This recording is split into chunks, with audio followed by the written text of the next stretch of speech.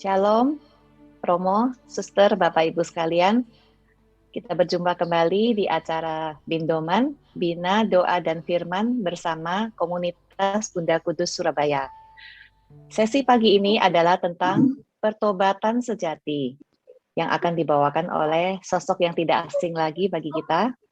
Beliau juga sudah beberapa kali mengajar di Bindoman, dan tentunya Bapak Ibu juga mengenal beliau melalui katekese di YouTube channel Kakit. Selamat jumpa, Romo Istimur Bayu Aji.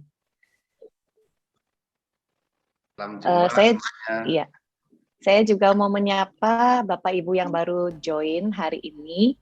Selamat bergabung bersama kami. Sekilas mengenai Komunitas Bunda Kudus Surabaya dan Bindoman, saya persilakan Ibu Ervina selaku Ketua dari Komunitas Bunda Kudus Surabaya untuk menjelaskan tentang kegiatan kami. Terima kasih Lisa. Selamat pagi Romo Istimur Bayu Aji yang sudah gabung dengan kami, dan terima kasih untuk waktunya untuk kami Bindoman ini. Komunitas Bunda Kudus adalah pertumbuhan iman wanita Katolik di bawah Keuskupan Surabaya sebagai kategorial dan didirikan di tahun 1994 dan dikukuhkan oleh Monsinyur Dibyo Karyono dan kemudian diresmikan oleh Monsinyur Yohanes Hadiwikarto Sarang tepatnya bulan Februari 1994. Visi kami yaitu menjadikan wanita tiang doa di dalam keluarga, dan misi kami mengajak para wanita mengenal Tuhan Yesus. Menjawab beberapa pertanyaan dari umat, apakah komunitas Bunda Kudus khususnya Bindoman ini adalah karismatik? Kami tidak karismatik, tetapi kita ada penyembahan di dalam setiap pujian kami, sehingga bagi Anda yang ingin menyembah Tuhan, kami persilakan, tetapi yang masih belum tergerak, Anda bisa tetap berdoa. Dan kemudian kita mempunyai kegiatan-kegiatan, yaitu mengajak Anda semuanya untuk bergabung bersama kami, dan pada kesempatan ini banyak juga bapak-bapaknya, jadi Bunda Kudus dan Bapak Kudus bergabung jadi satu di dalam komunitas kami ini ya. Terima kasih untuk Anda, khususnya bagi teman-teman yang baru bergabung. Untuk teman negeri yang masih saat ini, ada yang malam, ada yang siang, saya ucapkan selamat pagi, selamat siang, selamat malam, dan selamat bergabung. Nasi dibungkus di daun jati, ditimbang berat hanya sekati. Penyesalan yang dalam dari dalam hati adalah pertobatan sejati. Itulah tema kita pada pagi hari ini. Terima kasih, Tuhan Yesus memberkati. Amin. Terima kasih, Bu Ervina. Mari, Suster, Bapak Ibu, kita siapkan hati dan pikiran kita. Kita mau mulai acara ini melalui pujian yang akan dibawakan oleh Lucia, Ica, dan Yosi di keyboard. Ya, terima kasih Bu Lisa. Shalom Bapak Ibu, saudara-saudari yang dikasihi Kristus. Puji nama Tuhan, kita boleh bertemu lagi pada pagi hari ini meskipun secara daring di rumah masing-masing. Tapi itu tidak mengurangi rasa syukur kita untuk memuji dan memuliakan Tuhan. Nah, Bapak Ibu, sebelum kita mendengarkan firman dari Romo Bayu, yuk saya ajak Anda semuanya untuk kita naikkan syukur kita. Kita mau berekspresi lebih lagi, menyatakan pujian, terima kasih kita kepada Tuhan karena Tuhan sungguh baik. Yuk semuanya saya ajak untuk menaikkan syukur pada pagi hari ini. Kita tahu Tuhan bertakhta di atas puji-pujian kita. Yuk kita berekspresi Bapak Ibu.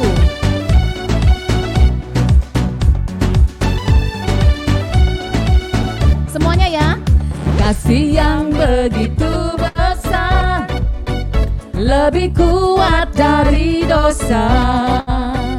Kasih yang menemukanku, selamatkan dan pulihkanku. Ku naikkan syukurku, ku tak akan berhenti memuji, meninggikan namamu selalu, menari, memuliakanmu.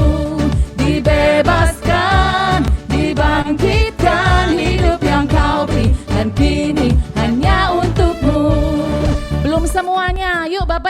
Katanya kita mau memuji Tuhan ya. Yuk ekspresinya mana? Dengan gerakannya ya. Ada Pak Rudi, ada Mbak Lasti, semuanya bisa berekspresi biasanya. Yuk.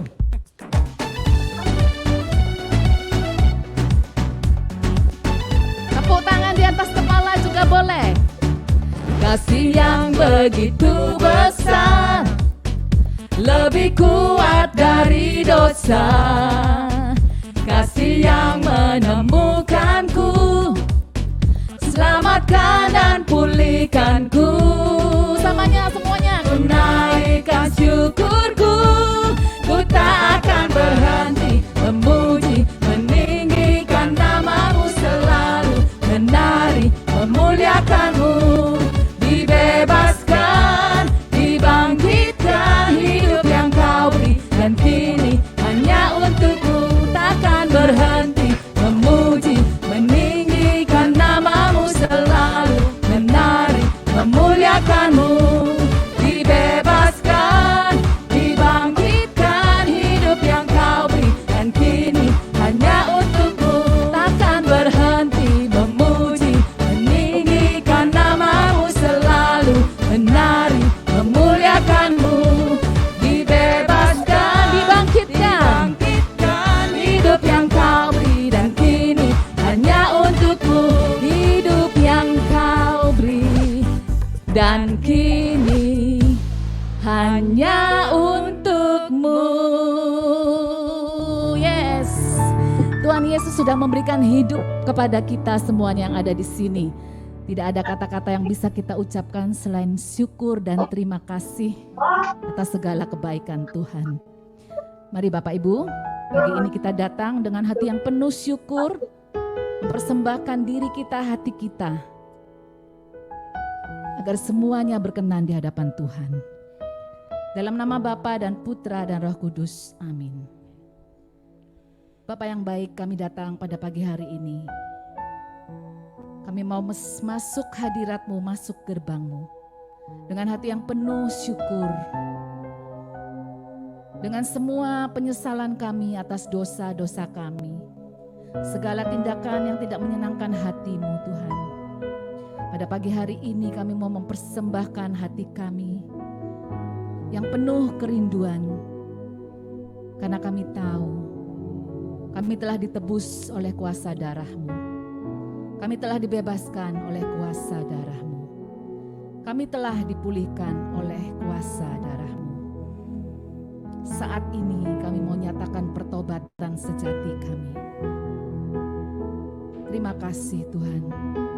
Terima kasih atas segala kebaikan-Mu. Kami datang pagi ini Tuhan.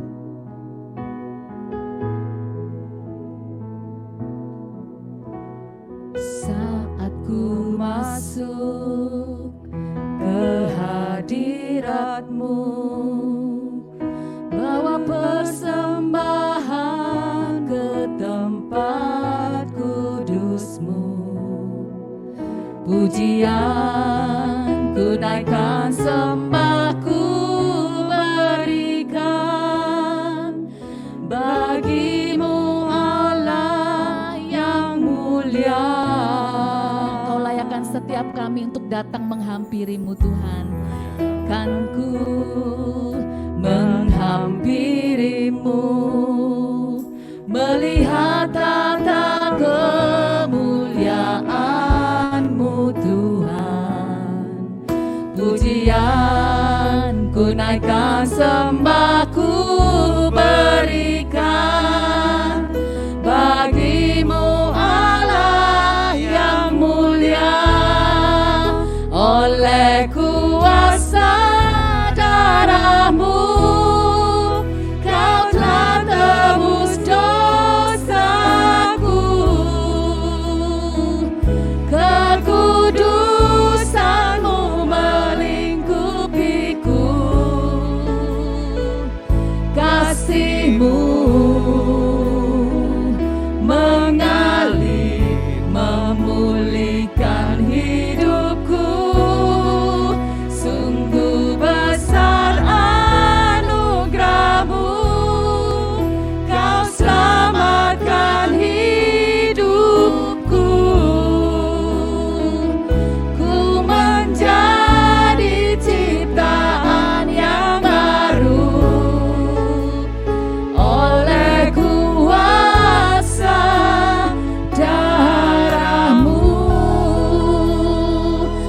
saya undang dengan segenap hati kita naikkan pujian ini. Saat ku masuk ke hadirat-Mu, bawa persembahan ke tempat kudus-Mu. Pujian ku naikkan, sembah ku berikan bagi-Mu Allah yang mulia. Kau melayakan setiap kami Tuhan, Kau layakan untuk datang menghadap Engkau, menghampiri-Mu. Kau layakan kami untuk melihat tata kemuliaan-Mu. Boleh melihat tata kemuliaan-Mu Tuhan.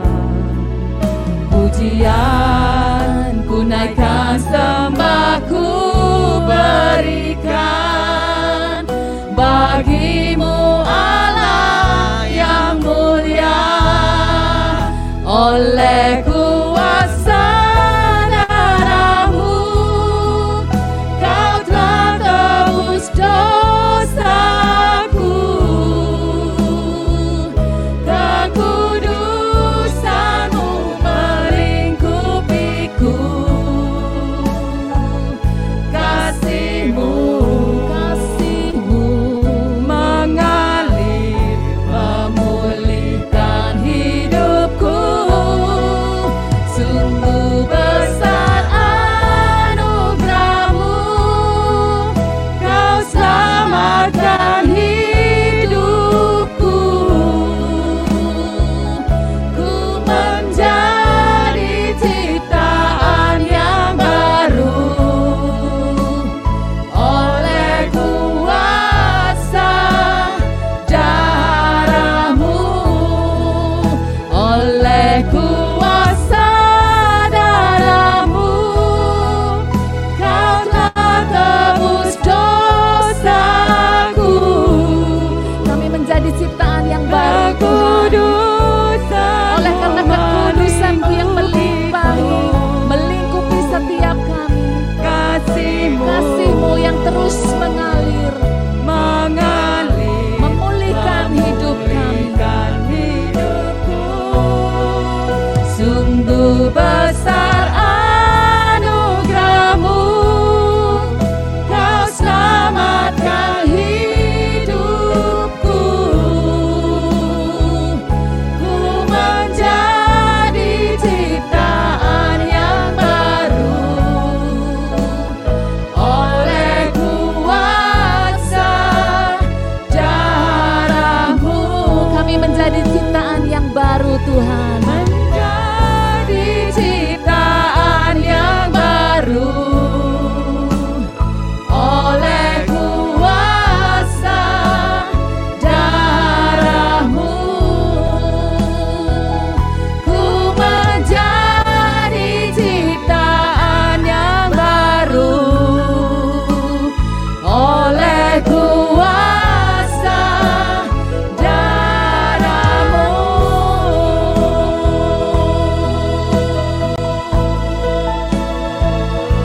Oleh kuasa darah-Mu, Kau selamatkan kami.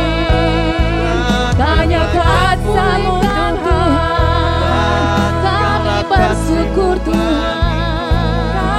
Tiada yang dapat kami berikan selain ucapan syukur kami. Terima kasih, terima kasih Tuhan. Kami sungguh bersyukur, kami berterima kasih Tuhan. Kami bersyukur, terima kasih buat semua yang Kau buat dalam hidup kami. Kami bersyukur, kami berterima kasih Tuhan. Terima kasih. Ini kerinduan setiap kami Tuhan untuk datang dan menyembah Engkau. Hanya Engkau saja, tiada nama yang lain. hanya satu nama. Biarkanlah kami layak untuk menyembah-Mu saat ini.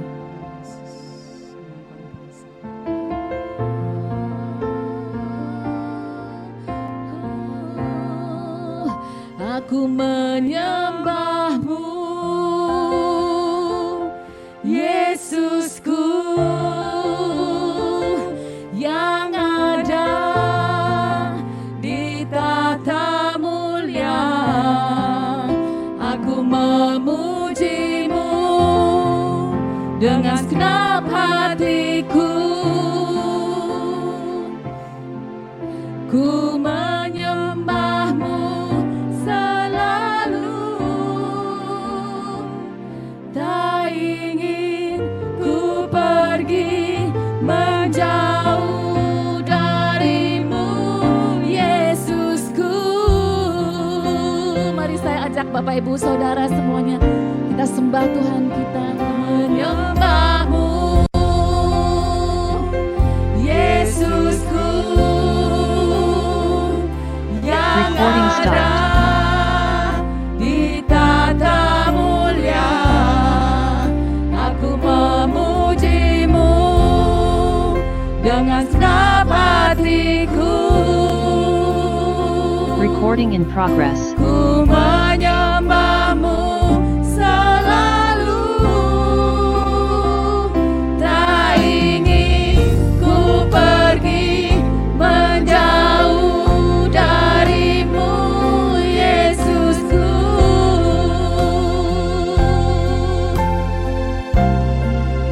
Aku menyembah-Mu, lebih lagi kita sembah Tuhan kita, Yesusku, Yesus yang telah menebus segala dosa-dosa yang ada di tata mulia. Aku memuji-Mu dengan segenap hatiku. Ku menyembah-Mu selalu, tak ingin ku pergi menjauh dari-Mu, Yesusku. Katakan, kita tidak ingin pergi menjauh dari-Mu, pergi menjauh dari-Mu, tak ingin ku pergi menjauh dari-Mu, Yesusku. Katakan sekali lagi, tak ingin ku pergi menjauh dari-Mu, Yesusku.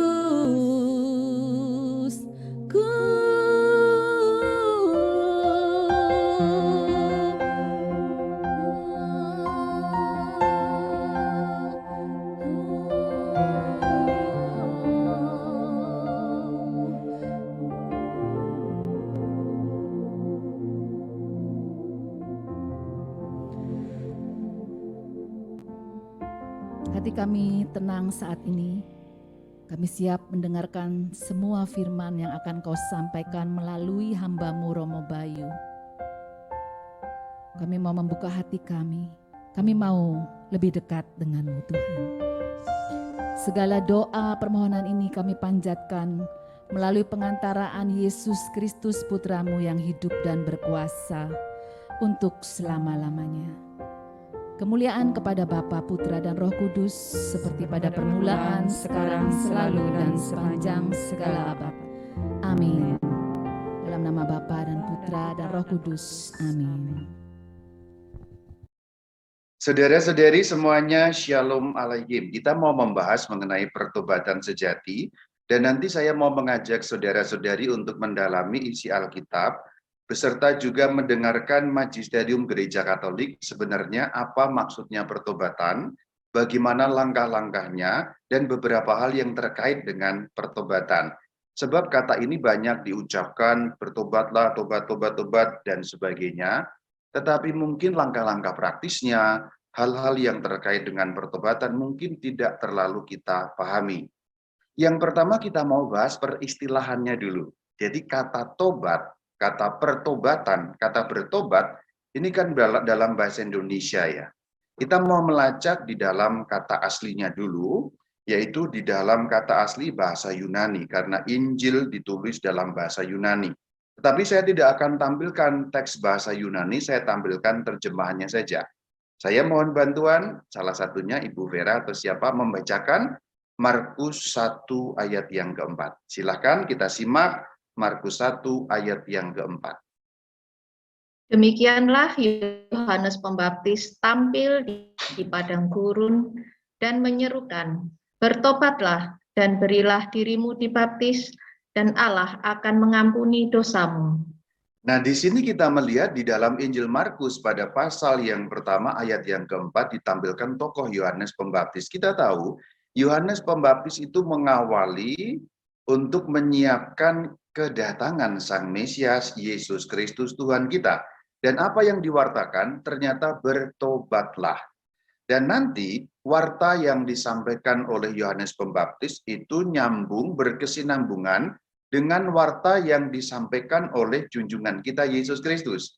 Bahkan homili pertama, pengajaran pertama dari Tuhan kita Yesus Kristus yang ditampilkan oleh Injil Markus adalah mengenai pertobatan. Kita lihat di dalam Markus 1 ayat yang ke-14. Mohon dibacakan nyambung ke ayat 15.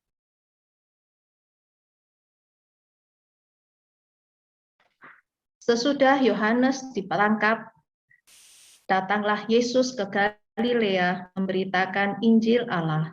Katanya, "Waktunya telah genap, kerajaan Allah sudah dekat. Bertobatlah dan percayalah kepada Injil." Di dalam Injil Markus pada bab yang pertama ayat 14 dikatakan Yohanes ditangkap. Sekarang yang muncul Tuhan Yesus. Dan ternyata pesan yang disampaikan Tuhan Yesus nyambung dengan pesannya Yohanes. Bertobatlah dan percayalah kepada Injil. Kata bertobatlah di sana itu bunyi asli di dalam Yunaninya metanoia. Metanoia artinya pertobatan dengan berbagai macam bentukan, bisa kata kerja, bisa kata sifat, bisa kata benda. Jadi metanoia itu bertobat. Secara harafiah, kata bertobat di dalam bahasa Yunani itu artinya berbalik arah seutuhnya. Ini makna yang secara literal. Jadi sebenarnya apa itu artinya bertobat? Berbalik arah seutuhnya. Kalau kita sebenarnya membayangkan zaman sekarang gampang itu. Bertobat itu seperti ini bertobat. Tapi ini secara literal ya, artinya sebagai makna kata. Jadi kalau Anda sedang naik mobil, kemudian pengen putar balik, itu sebenarnya bertobat. Maka nanti kalau Anda iseng lagi sama teman-teman, kemudian naik mobil, di depan ada putar balik, ayo sekarang kita bertobat. Secara harafiah itu benar, U-turn, putar balik, bertobat, metanoia, sebagai istilah itu maknanya seperti itu. Namun tidak hanya menyangkut soal itu, karena sebenarnya bertobat berbalik arah, lebih merupakan sikap batinnya. Nanti kita akan bahas lebih dalam lagi. Satu hal yang akan saya sampaikan yang mungkin tidak terlalu banyak orang tahu bahwa di dalam gereja Katolik ada pengajaran mengenai dua macam pertobatan. Pertobatan yang pertama namanya pertobatan pertama. Ini pengajaran gereja Katolik. Jadi yang saya sampaikan ini adalah pengajaran gereja Katolik. Gereja Katolik mengajarkan kepada kita ada dua macam pertobatan. Yang pertama namanya pertobatan pertama. Itu terjadi sebelum pembaptisan. Selanjutnya namanya pertobatan kedua, itu terjadi setelah pembaptisan.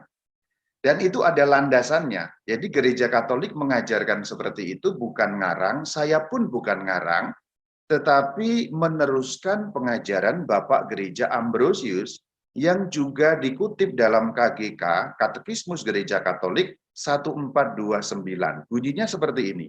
Santo Ambrosius mengatakan tentang dua macam pertobatan.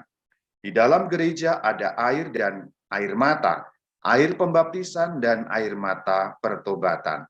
Atau istilah di dalam KGK, pertobatan pertama dan pertobatan kedua. Sekarang kita akan bahas mengenai pertobatan pertama. Apa maksudnya pertobatan pertama?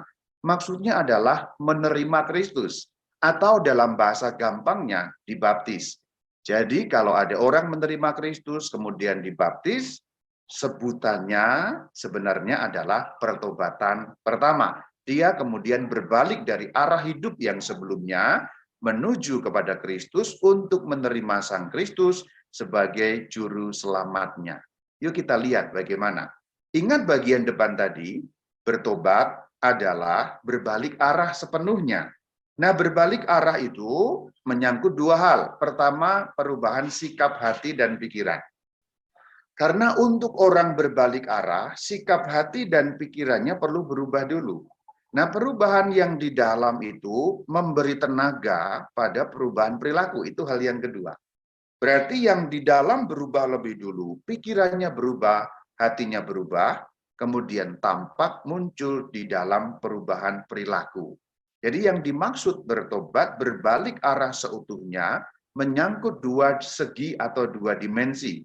Dimensi batiniah yang kemudian muncul dalam dimensi lahiriah, yang tidak terlihat di dalam hati dan pikiran itu, kemudian tampak mewujud di dalam perilaku atau perbuatan.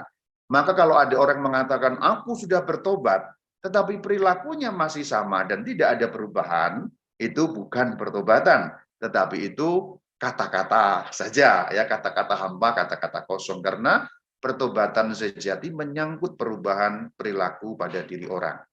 Tadi kita sudah membahas ya, pertama Yohanes Pembaptis mewartakan pertobatan. Nyambung baginda Yesus junjungan kita itu juga mewartakan pertobatan. Setelah junjungan kita naik ke surga, kemudian turunlah Roh Kudus kepada para murid, para rasul, kemudian dicurai Roh Kudus. Pada hari Pentakosta 2000 tahun yang lalu, Petrus menyampaikan homili yang pertama pada hari raya Pentakosta di kota suci Yerusalem. Dan yang diwartakan pun juga pertobatan.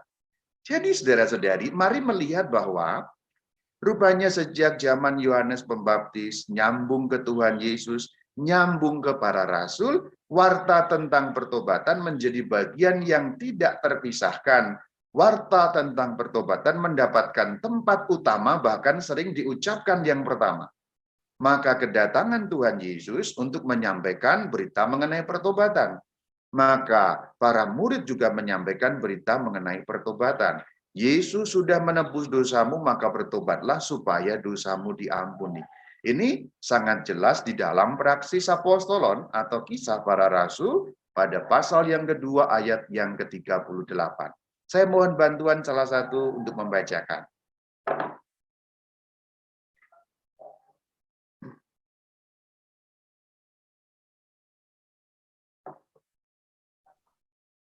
Bacakan lagi ya.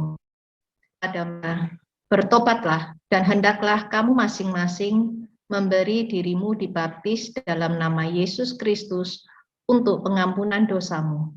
Maka kamu akan menerima karunia Roh Kudus. Mari memperhatikan apa yang tertulis dalam Kisah Rasul 2 ayat 38 secara lebih seksama.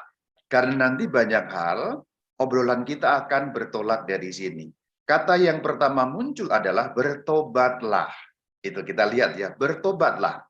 Bertobatlah supaya apa? Kita lihat, supaya mendapatkan pengampunan dosa. Dengan cara apa? Memberi dirimu dibaptis. Jadi di sini pertobatan tujuannya supaya mendapat pengampunan dosa. Caranya bagaimana? Memberi dirimu dibaptis. Mau dengan sukarela dibaptis. Maka pada zaman para rasul, jelas hubungan antara pembaptisan dengan pertobatan. Pembaptisan itu tanda orang bertobat. Dan orang bertobat dengan dibaptis, itu mendapatkan pengampunan dosa. Maka gereja tadi ketika mengatakan, menerima Kristus itu artinya pertobatan yang pertama, itu benar dan punya landasan ayat yang sangat kuat di dalam Kisah Rasul 2 ayat ke-38. Bertobatlah supaya apa? Dosamu diampuni. Dengan cara apa? Dibaptis. Itulah yang diwartakan oleh para rasul. Berarti di sini Alkitab memberitahu kita Pembaptisan erat hubungannya dengan pertobatan, dan pertobatan yang diwujudkan melalui pembaptisan itu gunanya adalah untuk mendapatkan pengampunan dosa. Setelah dosa kita diampuni melalui pembaptisan, lalu bagaimana? Dijelaskan di dalam Roma 6 ayat 3 dan 4, mohon bantuan membacakannya. Atau tidak tahukah kamu bahwa kita semua yang telah dibaptis dalam Kristus, telah dibaptis dalam kematiannya. Demikian juga kita akan hidup dalam hidup yang baru.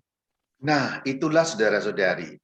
Roma 6 ayat 4 menjelaskan kepada kita bahwa kita mendapat hidup baru dengan dibaptis. Kenapa kok mendapat hidup baru? Karena dosa kita diampuni. Berarti pembaptisan kaitannya dengan pertobatan, kaitannya dengan apa? Dengan hidup yang baru karena dosa-dosa kita telah diampuni. Maka berdasarkan ayat-ayat Alkitab, Gereja Katolik merumuskan di dalam KGK 1427, saya bacakan. Yesus menyerukan supaya bertobat. Perhatikan, kita sudah lihat di awal tadi itu. Bertobatlah, diulangi juga oleh para rasul yang diwakili oleh Petrus. Maka kalimat dalam KGK 1427 ini punya landasan yang kuat dalam Alkitab. Yesus menyerukan supaya bertobat. Di dalam pewartaan gereja, seruan ini maksudnya apa? Seruan supaya bertobat. Pertama-tama ditujukan kepada mereka yang belum mengenal Kristus dan Injilnya. Jadi itu awalnya. Bertobatlah pertama-tama ditujukan untuk orang yang belum kenal Sang Kristus, belum kenal Injil Kristus, supaya apa? Supaya dapat mengenal Sang Kristus, menerima Sang Kristus yang artinya adalah pertobatan, dan mendapatkan hidup yang baru karena dosanya diampuni. Perhatikan kalimat lanjutannya. Tempat pertobatan yang pertama, perhatikan, ada kata pertobatan yang pertama dan mendasar adalah sakramen baptis. Jadi sebenarnya sakramen baptis kita dapat menyebutnya juga sakramen pertobatan yang pertama. Itu kaitan erat antara pertobatan dan pembaptisan. Orang yang bertobat kemudian menerima baptisan yang artinya menerima Yesus sebagai juru selamatnya, mendapatkan pengampunan dosa. Karena dosanya diampuni, dia mendapat hidup yang baru, ahli waris kerajaan surga. Ini hubungannya yang dirumuskan dalam KGK 1427. Mengenai hal-hal itu, saya tidak akan bahas panjang lebar karena pernah saya bahas. Maka nanti kalau pengen tahu apakah pembaptisan menghapus dosa asal, salah satu pertanyaan dari Anda barangkali seperti itu, Anda klik saja channel YouTube Katkit Katekese sedikit dengan judul Pembaptisan Menghapus Dosa Asal. Itu sudah saya jelaskan. Lalu kalau Anda pengen tahu juga apa sih dosa asal secara simpel dalam bahasa Jepang, jelas dan gampang, saya pun sudah menjelaskan dalam channel YouTube Katkit. Selain itu, Gereja Katolik mengenal 4 jenis dosa atau 4 macam dosa, peccatum originale, peccatum personale, peccatum mortale, peccatum veniale. Anda juga dapat nanti klik di dalam channel YouTube Katkit. Saya tidak akan bahas mengenai ini. Saya akan bahas mengenai bertobat dan mengingatkan kalimat awal yang diucapkan Rasul Petrus tadi, Kisah Rasul 2 ayat 38. Bertobatlah, memberi dirimu dibaptis untuk pengampunan dosa. Inilah artinya menerima Sang Kristus. Menerima Sang Kristus dibaptis itu artinya kita bertobat atau orang bertobat. Bertobat berarti apa? U-turn, putar balik. Kalau dulu menjauhi Sang Kristus, kalau dulu bergerak berlawanan dengan arah kepada Sang Kristus, sekarang putar balik untuk menerima Sang Kristus, menuju kepada Sang Kristus. Jadi sebenarnya pembaptisan itu apa? Pertobatan pertama. Orang-orang yang belum kenal Sang Kristus ketika dibaptis, itulah pertobatan pertama. Maka semua dosa diampuni. Jadi saudara-saudari, andai kata Anda ini melakukan dosa apapun, artinya dosa yang mortal sekalipun, ketika Anda terima Sang Kristus, misalnya Anda sudah umur 30, kemudian ikut pelajaran untuk kenal Sang Kristus, dibaptis di Gereja Katolik, dosa yang sebelum pembaptisan semuanya dihapuskan oleh Tuhan. Dalam bahasa gampangnya, 0, bersih kembali, bahkan termasuk dosa mortal sekalipun dihapuskan, apalagi dosa asal. Seorang bayi yang belum punya dosa pribadi pun dosa asalnya dihapuskan. Kalau pertobatan ini dikenakan pada anak bayi, apakah bisa, Romo? Bisa, karena nalarnya begini. Orang sering menggambarkan bahwa pertobatan itu adalah suatu gerak batin dalam arti hanya untuk orang dewasa. Kalau kita mengacu pada arti kata makna bertobat, yaitu putar balik, U-turn tadi itu, metanoia berbalik arah, maka seorang bayi yang baru lahir terkena dosa asal berarti kan itu jauh dari Sang Kristus, menjauhi Sang Kristus. Maka dengan bayi itu dibaptis oleh orang tuanya, sesungguhnya dalam hal ini apa? Dalam hal ini bayi itu dibawa kepada Sang Kristus, menerima Sang Kristus. Tentu dalam hal ini orang tuanya lah yang membawa dia kepada Sang Kristus dengan melaksanakan firman Tuhan sendiri juga. Biarkan anak-anak datang kepadaku. Jadi baptisan bayi sama sekali tidak melanggar Alkitab, bahkan itu merupakan satu hal yang penting sekali untuk dilakukan. Maka bertobat, kembali putar, bayi pun bisa melakukan, tentu dengan pertolongan orang tuanya. Dalam arti itu. Selanjutnya kita mau bahas pertobatan yang kedua. Apa maksudnya pertobatan yang kedua? Kembali kepada Kristus. Saya memberi istilah itu. Istilah yang kembali kepada Kristus itu istilah yang saya berikan. Pertobatan pertama tadi kan pembaptisan. Saya memberi istilah menerima Kristus. Jadi pertobatan pertama sama dengan pembaptisan, sama dengan menerima Sang Kristus. Dulu belum terima Sang Kristus, sekarang terima Sang Kristus, tandanya dengan dibaptis, itu pertobatan pertama. Kalau yang kedua, bagaimana Romo? Kembali kepada Sang Kristus. Maksudnya bagaimana? Setelah orang dibaptis, orang masih bisa melakukan dosa. Karena ada yang namanya konkupisensi, kecenderungan berbuat dosa. Anda yang sudah dibaptis, mungkin apa tidak berbuat dosa, apalagi dosa yang mortal. Sangat mungkin. Kita ini daging dan darah. Jadi dalam perjalanan waktu setelah kita dibaptis, kita mungkin kehilangan kekudusan yang sudah disebut tadi di bagian awal. Kehilangan hidup baru yang sudah diberikan. Kita mati kembali. Dalam bahasa gampangnya, kita yang sudah mendapat tiket masuk surga, tiketnya rusak sehingga kita menjadi masuk neraka. Maka di situ diperlukan kita kembali kepada Sang Kristus. Kenapa istilah yang saya pakai kembali? Karena berdosa berarti meninggalkan Sang Kristus. Bukan dalam arti harafiah meninggalkan kemudian murtad, ya bukan. Tapi dalam arti berbalik dari Sang Kristus itu memunggungi Sang Kristus. Maka saya katakan kembali berarti mendekat kepada Sang Kristus. Itulah yang dimaksud pertobatan kedua. Kita ingat mengenai baptisan tadi ya. Baptisan mendapat hidup baru. Nah, kemudian rumusannya ada di dalam KGK 1426. Jadi apa yang disebut di dalam, ini kan sudah disebut ya, maka saya mengajak untuk ingat lagi. Ini kita ingat lagi yang sudah saya sebut di bagian awal, Roma 6 ayat 3 dan ayat 4. Dengan dibaptis kita dapat hidup baru. Lalu gereja merumuskan berdasarkan ayat Alkitab, Gereja Katolik merumuskan dalam KGK 1426 seperti ini. Kita baca. Pertobatan kepada Sang Kristus, kelahiran kembali dalam pembaptisan. Jadi ini yang dibahas masih mengenai pembaptisan tadi. Membuat kita kudus dan tidak bercacat di hadapan Allah. Sebagaimana gereja sendiri mempelai Kristus adalah kudus tanpa kerut. Ini rumusan gereja yang dilandaskan dari Roma 6 ayat 3-4, juga surat Efesus 1 ayat yang keempat.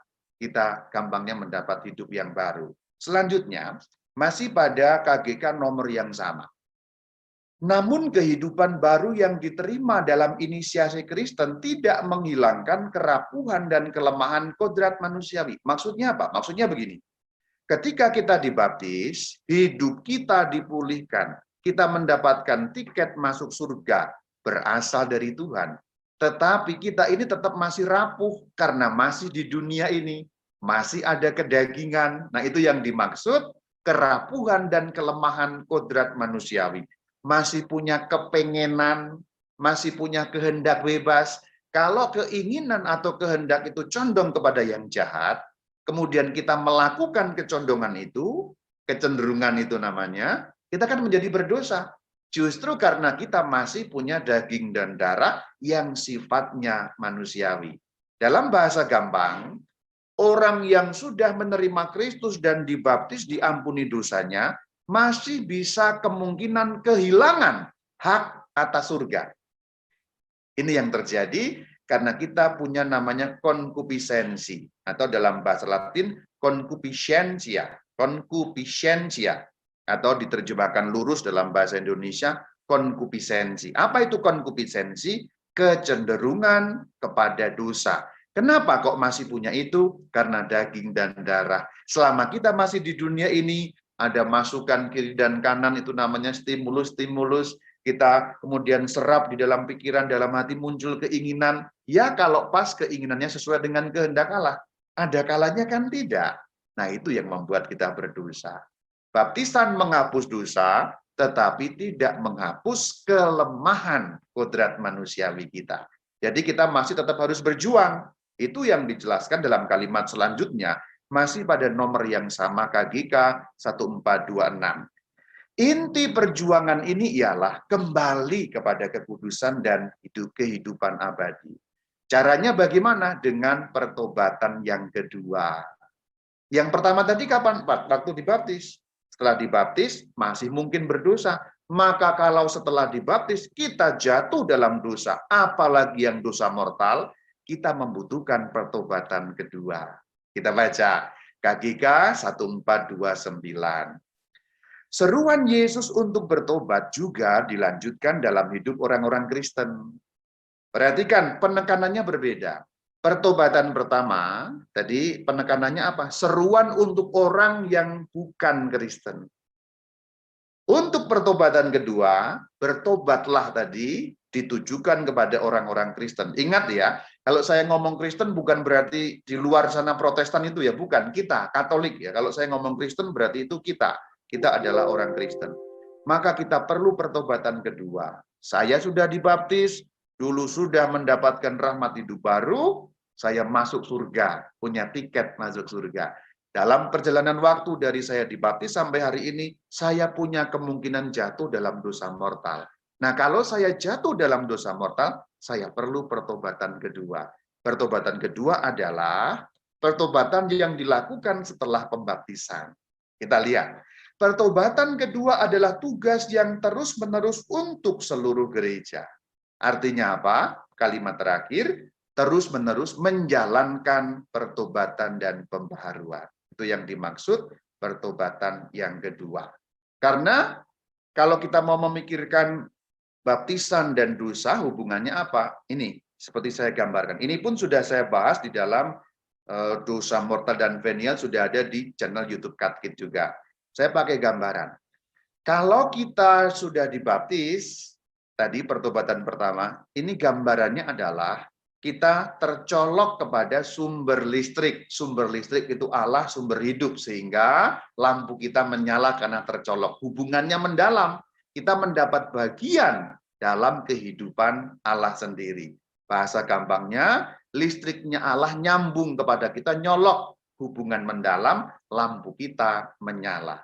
Begitu kita berdosa, dosa yang namanya dosa venial, itu hubungannya terluka. Listriknya masih nyolok, tetapi mungkin terkelupas kabelnya. Itu dosa yang kecil, dosa-dosa ringan. Tapi saya lebih suka menggunakan istilah dosa venial. Masih nyambung, tapi terluka. Berarti lampu kita masih nyala, tapi mungkin terganggu aliran listriknya. Ini gambaran dosa venial.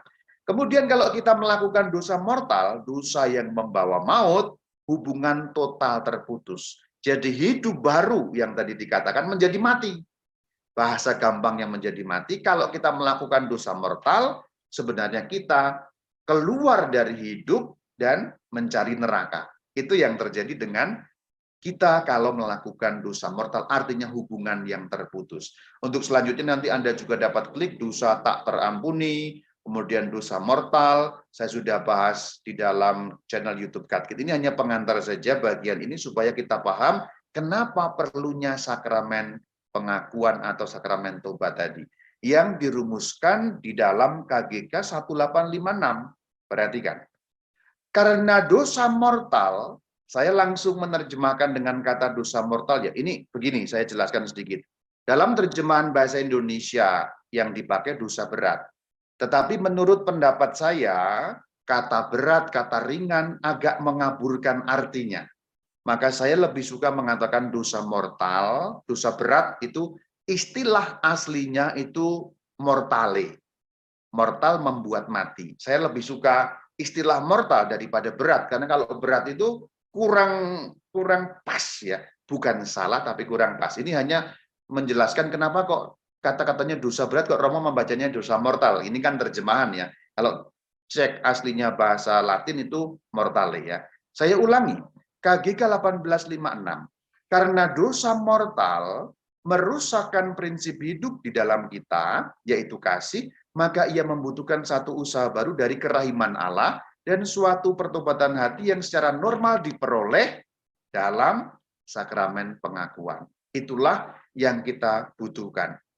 Apakah punya landasan Alkitabiah? Ada. Selama ini kan begini. Ini orang di Katolik pun juga mempertanyakan, kenapa sih harus ngaku dosa kepada manusia? Kan bisa langsung kepada Allah. Ini orang di luar Katolik mempertanyakan, kadang-kadang memprotes, kadang-kadang mencela juga. Tetapi sebenarnya orang-orang Katolik pun bisa kejangkitan hal yang sama. Orang Katolik ada yang tidak percaya dengan sakramen pengakuan karena kan saya bisa ngaku dosa langsung kepada Tuhan kok. Saya beri ayat landasannya, kalau Anda mungkin yang mendengar ini terjangkit penyakit itu, mungkin dengan mendengarkan ini, sekiranya dapat terbuka ya. Kita baca di dalam surat kedua Korintus pada pada bab yang kelima ayat 20. Jadi inilah landasan Alkitab kenapa ngaku dosa kepada orang lain. Orang lainnya itu tentulah yang mendapatkan penugasan atau mandat, punya kuasa melalui gereja. Jadi sebenarnya dari zaman para rasul sudah dilakukan.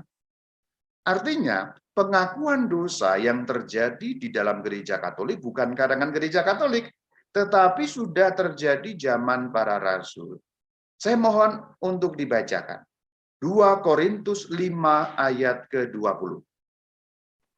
Jadi kami ini adalah utusan-utusan Kristus. Berilah dirimu didamaikan dengan Allah. Ini. Mari perhatikan ayat ini, 2 Korintus 5 ayat 20. Yang dimaksud kami adalah para rasul, berarti para rasul utusan-utusan Kristus.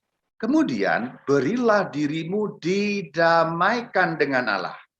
Tadi yang membaca Ibu Vera ya Bu ya? Atau Ibu siapa tadi membaca? Saya Romo, Lisa. Ibu Lisa, baik ya. Ibu Lisa ya. Saya mau bertanya kepada Ibu Lisa. Berilah dirimu didamaikan dengan Allah, berarti butuh orang lain di luar Allah dan orang si A misalnya. Kita sebut si A ya.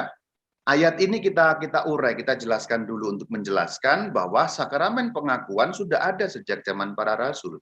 Kalimat berilah dirimu didamaikan dengan Allah berarti para rasul bicara kepada umat, pada orang. Kami itu para rasul. Sebut si A.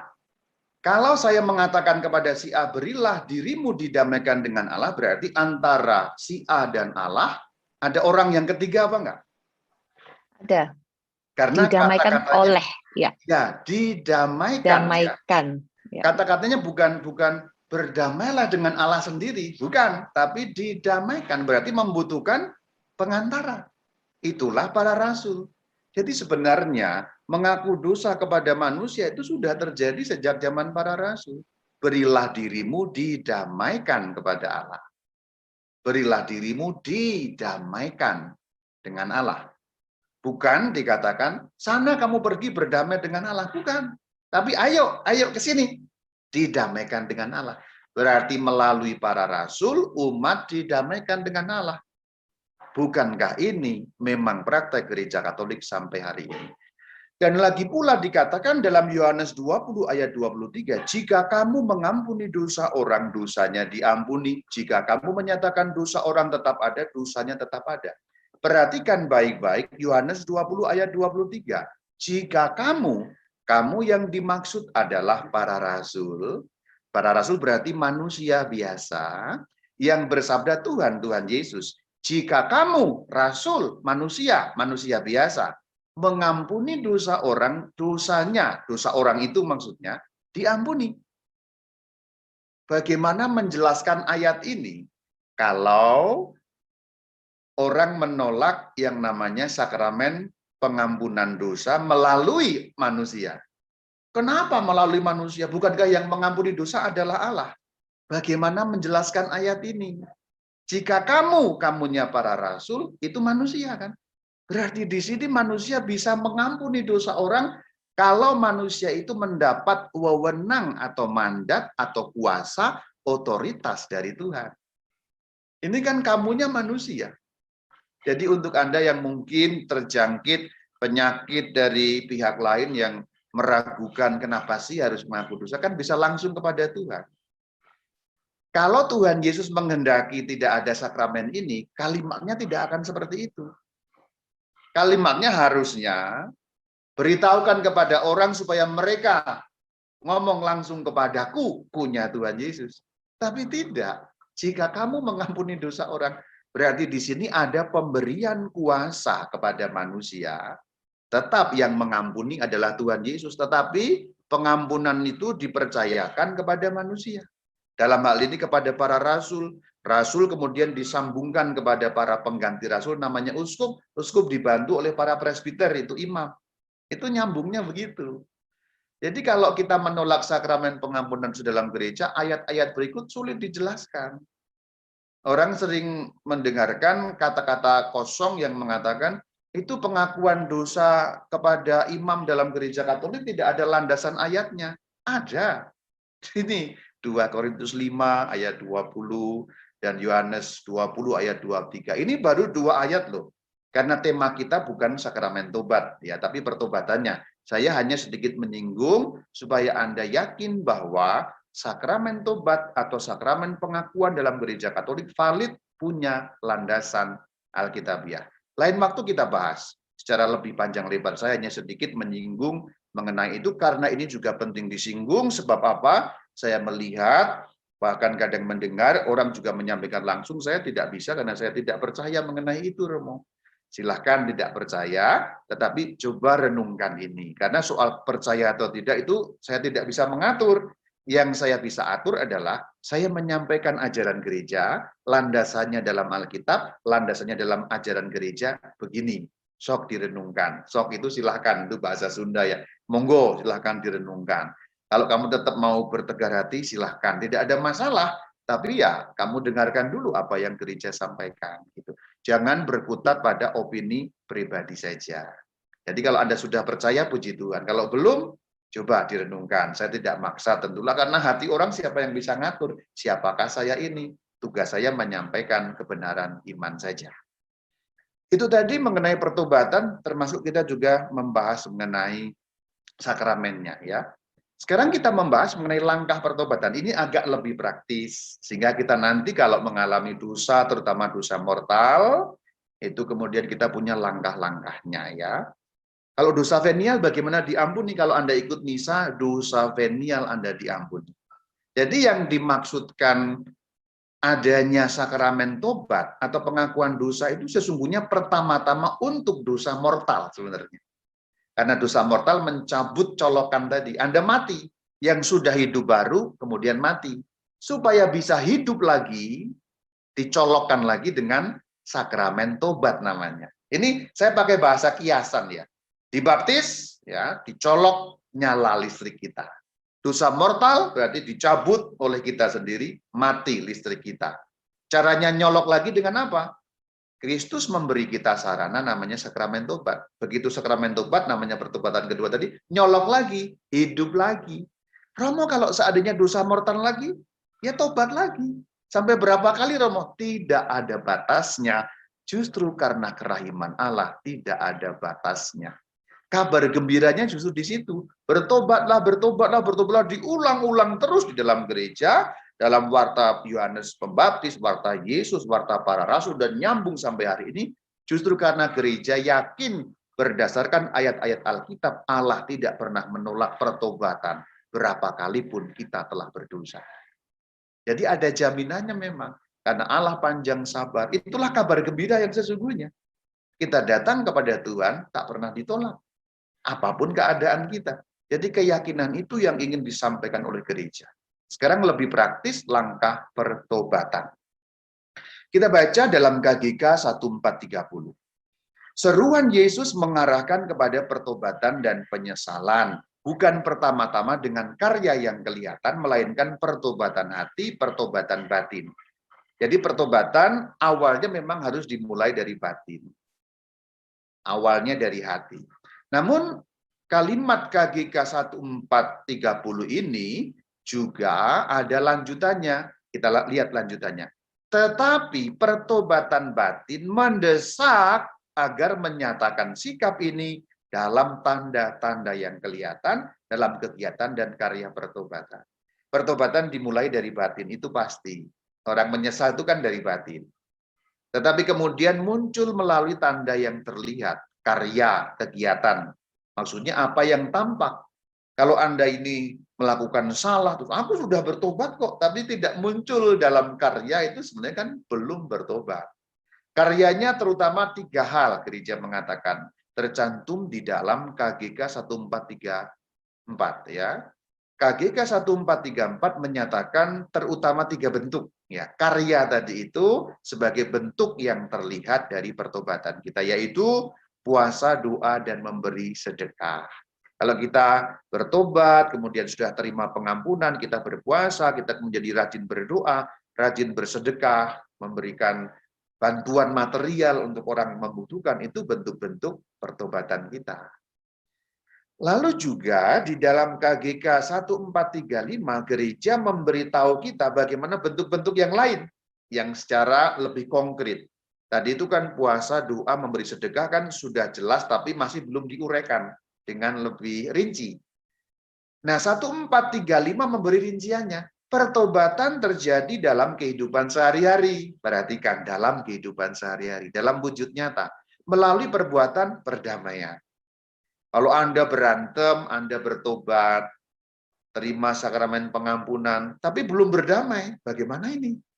Nah gitu, bantuan, membantu orang lain, bagi yang miskin, membela keadilan, pengakuan kesalahan sendiri, kemudian dikatakan teguran persaudaraan, pemeriksaan cara hidup sendiri, pemeriksaan batin, bimbingan rohani, penerimaan sengsara, ketabahan dalam penghambatan demi keadilan, dan juga yang lebih penting bagian terakhir, memikul salibnya dan mengikuti Kristus adalah jalan yang paling aman untuk pertobatan.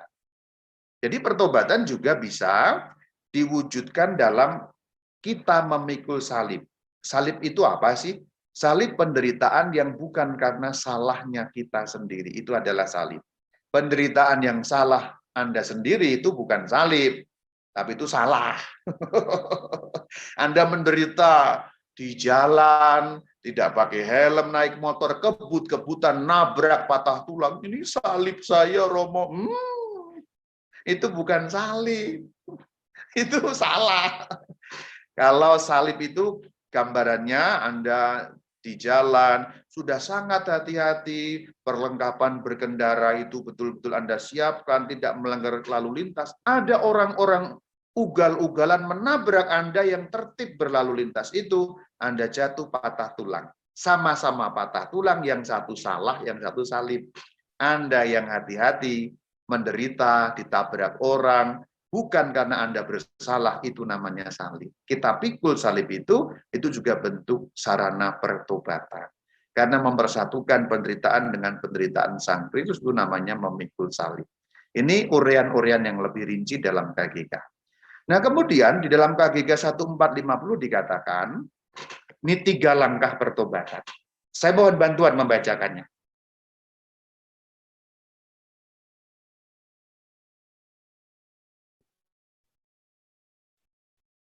Pertobatan di dalam hatinya ada penyesalan, di mulutnya ada pengakuan, dalam tindakannya ada kerendahan hati yang mendalam, atau penitensi yang menghasilkan buah. Inilah yang disebut 3 langkah pertobatan. 3 langkah pertobatan disebut dalam KGK 1450. Apa itu 3 langkah pertobatan? Di dalam hatinya ada penyesalan. Itu hal yang pertama, penyesalan dalam hati. Di mulutnya ada pengakuan, nanti mohon ampun, diakukan di depan Tuhan dengan perantaraan hambanya, imam atau uskup. Yang ketiga dalam tindakan memperbaiki itu. Ini rumusan KGK. Yang dalam rumusan saya, sebenarnya satu nada dengan ini Rama Bayu sekarang, merumuskan sendiri. 3 langkah tobat adalah mengaku salah, mohon ampun, memperbaiki diri. Saya lebih suka rumusan saya sendiri, karena lebih gampang diingat untuk saya. Tapi kalau Anda lebih suka rumusan KGK, tidak masalah, 1450 ini juga benar, malah yang lebih benar ini. Saya merumuskan untuk saya sendiri, dan kalau untuk mengajar supaya bahasa Jepang. 3 langkah pertobatan, mengaku salah, mohon ampun, memperbaiki diri. Apa 3 langkah pertobatan? Mengaku salah, mohon ampun, memperbaiki diri. Maksudnya apa sih? Pertobatan hanya mungkin terjadi kalau kita mengaku salah. Kalau Anda belum pada tahap mengaku salah, tanpa reserve, tanpa pembelaan, Anda belum akan bisa bertobat. Jadi kalau Anda masih bisa membela diri, Anda belum mengakui salah Anda. Contoh, ada pasangan suami istri, salah satunya selingkuh. Mohon maaf, ini contoh umum, tidak bermaksud menyinggung siapapun. Tapi kalau ada yang tersinggung, mungkin teguran Tuhan untuk Anda memperbaiki diri ya. Pasangan suami istri salah seorangnya selingkuh. Kemudian dia merasa tidak salah. Kenapa? Ya habis hubungan kami sudah begini, habis dia begitu. Nah gitu. Ketika Anda belum sampai taraf mengaku ini salah, belum akan bisa melangkah kepada yang kedua. Karena saudara-saudari, ya, sebenarnya begini, untuk dapat kita mohon ampun itu harus mengalami salah yang diakukan dulu. Artinya apa? Artinya begini. Artinya adalah Anda kalau mau masuk ke ruang sakramen tobat itu, kalau Anda belum bisa mengaku salah, itu Anda belum bisa mohon ampun sebenarnya. Romo, saya salah, tidak sabar kepada istri saya. Ya habisnya dia cerewetnya minta ampun sih Romo. Ini belum mengaku salah. Ini contoh nyata ya, contoh dalam arti saya asal saja contohnya. Ini bukan menyinggung siapapun, hanya asal saja ya. Saya salah, saya marah-marah kepada suami saya, ya sudah. Apapun dia, saya tidak ada pembelaan. Saya salah dalam hal itu. Lalu saya mohon ampun, saya memperbaiki diri. Jadi sebenarnya itulah yang terjadi dengan pertobatan. 3 langkah pertobatan, mengaku salah, mohon ampun, memperbaiki diri. Di sini langkah pertama ini cara mendeteksi kita bertobat atau belum. Ketika Anda sudah dapat mengakui itu salah tanpa reserve, tanpa pembelaan, tanpa AIUEO, tanpa apapun, saya salah sebagai salah, titik. Salah, titik. Itu berarti Anda sudah masuk pertobatan meskipun baru langkah pertama. Tapi itu penting sekali. Untuk bisa masuk ke langkah kedua mohon ampun, harus mulai dari langkah pertama. Di zaman sekarang ini, langkah pertama ini pun sulitnya minta ampun. Apalagi zaman sekarang ini, ada situasi di mana dosa-dosa itu dianggap biasa, tidak ada masalah, dianggap sesuatu yang lumrah. Orang lain melakukan kok, maka saya pun melakukan itu biasa kok. Romo kayak nggak tahu saja. Zaman sekarang itu sudah biasa kok, nggak ada yang salah dengan mengambil sedikit uang negara. Semua orang korupsi, Romo. Korupsi itu biasa kan, kita juga sudah bekerja kepada rakyat, Romo, kepada negara. Apa salahnya mengutip sedikit saja? Ini zaman sekarang. Jadi itu juga menambah kesulitan untuk kita masuk dalam langkah yang pertama itu. Semua orang free sex kok, Romo. Jadi apa salahnya saya free sex? Ini zamannya sudah modern kok. Begitu nggak ada masalah kok. Semua orang lihat pornografi, Romo. Porn itu biasa saja. Itu kan itu menambah hot hubungan suami istri kok, Romo. Kenapa harus salah? Itu nggak apa-apa. Nggak apa-apa yang padahal apa-apa. Itu membuat kita sulit masuk kepada langkah yang pertama. Padahal langkah pertama ini kunci untuk pertobatan. Kunci pertobatan itu apa? Bisa mengaku salah. Tidak gampang loh. Kalau dikembalikan pada relasi suami istri pun kan nggak gampang kan. Sebenarnya kan gitu. Tadi saya ngamuk-ngamuk, habis kamunya gitu sih. Umpamanya, ini contoh ya. Bahwa tadi saya ngamuk-ngamuk, sudah saya mohon maaf, titik. Itu sudah bisa mengaku salah sebenarnya. Jadi sebenarnya pertobatan itu dilatih dari kehidupan sehari-hari. Dalam hubungan Anda dengan suami, dengan istri, dengan anak, itu latihan pertobatan. Ketika Anda bisa mengaku salah sebagai salah tanpa pembelaan, itu langkah yang bagus. Makin Anda itu defense, makin sulit pada langkah pertobatan. Ini kan praktis sekali sebenarnya. Bagaimana latihannya? Hubungan kita kepada Tuhan dilatih dalam hubungan kita dengan sesama. Kalau Anda sulit mengakui salah Anda di depan orang, di depan manusia, kepada manusia, kemungkinan besar, bukan berarti harga mati, tapi kemungkinan besar Anda pun sulit untuk mengaku dosa di hadapan Tuhan, karena Anda tidak terlatih untuk itu. Makin Anda terlatih, makin mudah. Karena hubungan dengan Tuhan kan dilatih dalam hubungan dengan sesama sesungguhnya. Inilah 3 langkah pertobatan. Sekarang 2 macam sesal. Ini menarik sekali membahas ini. Kita membahas 2 macam sesal. Sesal itu dibahas di dalam KGK 1451. Apa itu sesal atau penyesalan? Ada 3 hal. Kesedihan jiwa, kejijikan terhadap dosa yang telah dilakukan, dan niat untuk tidak berdosa lagi. Jadi Anda sudah menyesal kalau memiliki 3 ini. Saya menyesal, tapi sebenarnya Anda tidak berniat mengubah apapun gitu. Berarti sebenarnya tidak menyesal. Ini sebenarnya KGK 1451 memberi kita tolok ukur. Ini praktis sekali sebenarnya, sangat praktis. Jadi sebenarnya apa sih menyesal itu? Saya ini sudah menyesal atau belum ya? Cek dengan 3 hal ini. Sudah menyesal atau belum ya? Cek dengan 3 hal ini. Menyesal itu berarti kan sebenarnya dalam poin yang saya sebut tadi mengaku salah. Poin KGK 1450 menyebut penyesalan. Dalam bahasa saya mengaku salah. Itu namanya penyesalan. Apa alat ukurnya? 3 hal. Kesedihan jiwa, sedih. Sedih, kenapa kok saya jadi begitu ya? Aduh, menyedihkan sekali hidup saya ini, kok kemarin saya melakukan seperti itu. Jijik. Aduh, coba kalau orang-orang tuh tahu saya ini prodiakon loh. Aduh, kok sama istri orang ya. Aduh, jijik banget sih. Ih, gitu. Lalu niat, oke, saya nggak akan begitu lagi. Ini cara yang sangat praktis yang Gereja Katolik berikan kepada kita sebagai alat ukur untuk menilai saya menyesal atau tidak. Saya menyesal, Romo, tapi Anda tidak ada niat memperbaiki itu, berarti Anda belum menyesal. Saya menyesal, Romo, tapi Anda tidak merasa jijik dengan itu. Enggak apa-apa, setiap orang selingkuh, apa salahnya selingkuh? Ya untuk variasi lah. Anda belum menyesal. Anda tidak sedih. Nggak apa-apa lah ya, istri saya nyebelin, ngapain saya tinggal selingkuh juga nggak apa-apa. Nggak sedih dengan itu gitu. Orang yang selama ini mungkin Anda sudah hidup bersama-sama dengan dia, nggak sedih gitu. Berarti itu belum menyesal. Ciri Anda menyesal, ini tolok ukurnya. Anda bisa ngecek sendiri di sini. Ini cara yang sangat praktis untuk langkah pertobatan sejati. Penyesalan ada yang disebut sempurna. Sesal sempurna itu disebut dalam KGK 1452. Sesal sempurna dalam bahasa Latin namanya contritio. Apa maksudnya sesal sempurna? Sesal karena cinta kepada Allah melebihi segala sesuatu. Saya berdosa, saya menyesal. Karena alasan saya mencintai Allah, itu berarti sesalnya sempurna. Bagaimana itu dibayangkan? Sulit karena mungkin bagi kita sulit sampai ke sini arahnya.